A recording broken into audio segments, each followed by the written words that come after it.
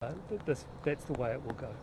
I was going to say I held this rock because, I've been working on sort of forgiveness and kindness and compassion, and there's no point being vindictive because you can stick Mr. Gould in jail, but honestly, it's not going to bring Christian back.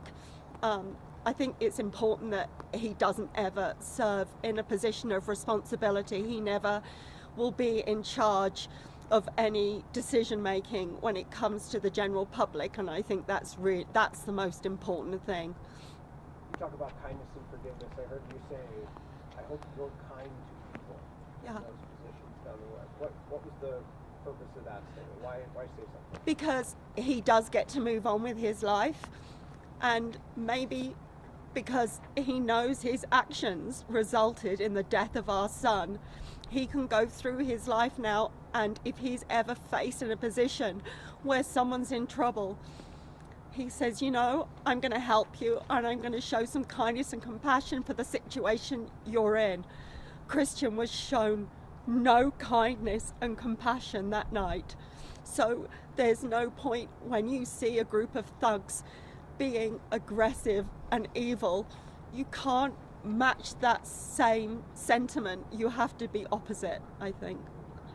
We're talking about the defense attorney referencing all of the other people there that night. That's similar to what we've been talking about, the other people there that night.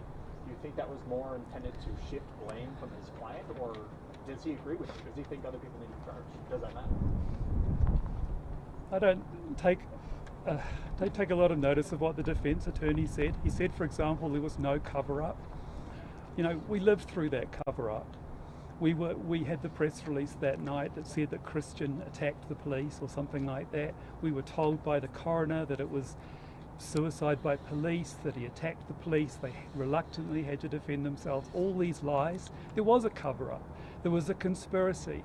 It started with the sheriff and with the people there that night, and they carried on that conspiracy as long as they possibly could.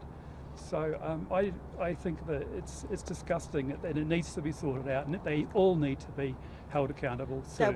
There was a clear cover-up. The commissioners were told the very next day there's absolutely no problem and he was deserved to be killed. There was a cover-up, and thank the Lord for the body cam footage. Why don't you ask the Clear Creek County Sheriff where's their new statement on what actually happened that night? They've never corrected it. Also remember, Officer Gould muted his body camera. That is a violation of the Police Officer Accountability Act. When you're investigating an officer-involved shooting, the muting or tampering of a body camera, and muting is considered tampering, is a offense that results in the elimination of post-certification for an officer, the elimination to continue to be an officer. That was part of the choir practice of getting the stories all synced up.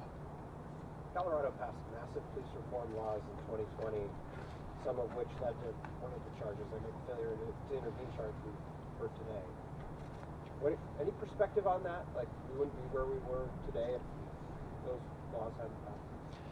Absolutely. The body camera, for example, that was how the truth came out. We had no idea. We had no idea until actually the DA and our lawyers looked at the body camera. So Paul Christian, there were no witnesses. So your only witness is dead. So the police can say what they like. They can say whatever story they want because no one can deny it because no one's there because the only witness they killed. So I have to say, and it was because of the 2020 that there is body cam footage and it holds them accountable. So we'll take one more question. How are you feeling about this ending with a plea rather than a trial? Thank God. well, it's the first time there's any responsibility. Like I sort of said that before. It's good in a way because there's an acceptance that something was wrong there. Yeah. And we just want that to happen with everyone else, and soon. It has been a long time, so I think the guilty plea is good. Apparently, that's rare for a police officer to enter a guilty plea. I'm very pleased about it.